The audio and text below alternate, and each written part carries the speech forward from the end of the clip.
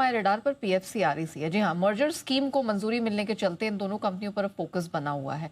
Merger scheme की पूरी details क्या है, किसे फायदा होगा, कैसा फायदा होगा और आपको अब क्या करना है अगर आपके पास ये स्टॉक है, तो जान लेते हैं पूजा के पास से पूरी डिटेल्स। पूजा बताएं।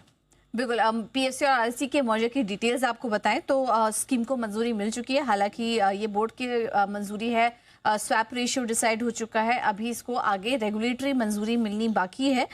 लेकिन कुछ डिटेल्स आपको बताएं तो काफ़ी फायदा होने की बात की जा रही है इस मर्जर के बाद, और पावर सेक्टर की एक बड़ी कंपनी यहाँ पर बन के आएगी। मर्जर के बाद जो इनकी एग्रीगेट लोन बुक है वो 11 लाख करोड़ के पार पहुंच जाएगी। ऑपरेशनल एफिशिएंसी बढ़ेगी, बैलेंस शीट में सुधार होगा, जो ओवरलैप्स है वो नहीं होंगे, एसेट क्वालिटी ऑलरेडी दोनों बुक्स की काफ़ी अच्छी हैं तो उसका भी फायदा मिलेगा, और लार्ज स्केल फंडिंग करने में अब ये कंपनी सक्षम हो जाएगी। और इसकी ज़रूरत आगे इसलिए पड़ेगी क्योंकि 43 लाख करोड़ के पावर जनरेशन प्रोजेक्ट्स और एनर्जी ट्रांजिशन फंडिंग पाइपलाइन में है। पावर फाइनेंस में आरईसी और पीएफसी की अगर बात करें तो इसमें 40% मार्केट शेयर इन दोनों कंपनियों के पास है। FY 23-32 के बीच सरकार की 33 लाख करोड़ की प्लान्ड कैपेक्स से कंपनियों को काफी फायदा भी मिलने की बात की जा रही है। तो पावर सेक्टर पूरी तरह से बज में है और उसका सीधा सीधा फायदा यहाँ पर पीएफसी आरईसी को मिलेगा। और जब मर्जर के बाद एक लार्ज स्केल कंपनी बन जाएगी तो इसका और भी बेनिफिट यहाँ पर कंपनी को मिल सकेगा। अगर दोनों के मर्जर के बाद के स्थिति की बात करें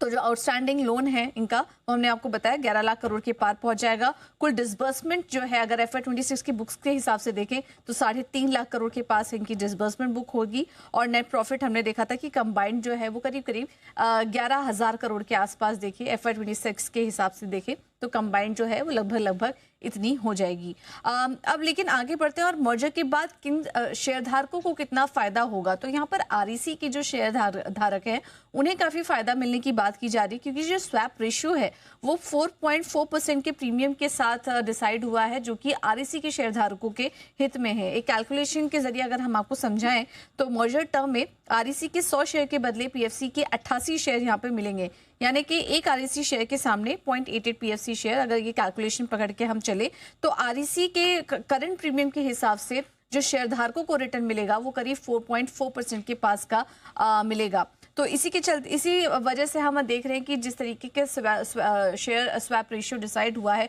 उसके हिसाब से देखें तो फिलहाल जो मौजूदा भाव है वो 4% डिस्काउंट पर आरईसी ट्रेड कर रहा है, यानी कि जो मर्जर वैल्यू डिसाइड हुई, एम्प्लाइड वैल्यू डिसाइड हुई है वो 4% के प्रीमियम पर है। तो आरईसी के जो शेयर धारक हैं उनको यहाँ पर ज्यादा फायदा मिलने की बात की जा रही है। ओके, एक बार जैन साहब का भी व्यू ले लेते हैं। जैन साहब, आप भी इस बात से इत्तेफाक रखते हैं? बिल्कुल, देखिए मुझे लॉन्ग रन में तो देखिए कहीं कोई दिक्कत लगती नहीं, और पीएफसी आरई से भी हम लोग काफी बुलिश रहे हैं और आज थोड़ा सा इनके फेवर में जरूर आया होगा, बट ओवरऑल जिन्होंने पीएफसी लिया हुआ है वो बिल्कुल होल्ड करके रखें। और आरईसी पीएफसी जब मर्ज होगी तो एक बहुत बड़ी एंटिटी बन के सामने आएगी, और already we are very very bullish on power. तो ये भी एक पावर एंसिलरी मान लीजिए कि पावर को फाइनेंस करने वाली कंपनी है, तो बिल्कुल ये बहुत ही बढ़िया मर्जर रहेगा। पीएफसी आरईसी वैसे भी दोनों एकदम साथ साथ ही चलते थे, but PFC has been outperforming, तो थोड़ा सा हो सकता है कि उस आउट परफॉर्मेंस की वजह से थोड़ा सा करेक्शन दिखा है, और सर्टेनली थोड़ा सा रेशियो थोड़ा सा शेयर होल्डर्स के फेवर में ज्यादा आरईसी के। बट ओवरऑल आई फील कि बिल्कुल इस स्टॉक में बने रहें और बिल्कुल फ्रेश खरीदारी पीएफसी में करनी चाहिए मेरे हिसाब से लॉन्गर टाइम फ्रेम के लिए। तो जिनके पास पोजीशन है, आपके लिए इम्प्लाइड वैल्यू जो पूरा कैलकुलेशन है वो हमने आपके सामने स्क्रीन्स पर रखा है। आप इससे समझ जाएंगे कि अगर आप शेयरधारक है पीएफसी के, आरईसी के, तो आप किस पोजीशन में बैठे हैं। और अब तो कॉन्फिडेंस और भी बढ़ गया है जैन साहब का, वो कह रहे हैं कि अगर आपको फ्रेश एंट्री भी करनी है आप बिल्कुल कर लीजिए। इनमें आगे भी पॉसिबिलिटीज बहुत ही बेहतरीन बनती हुई दिखाई दे रही हैं। लेकिन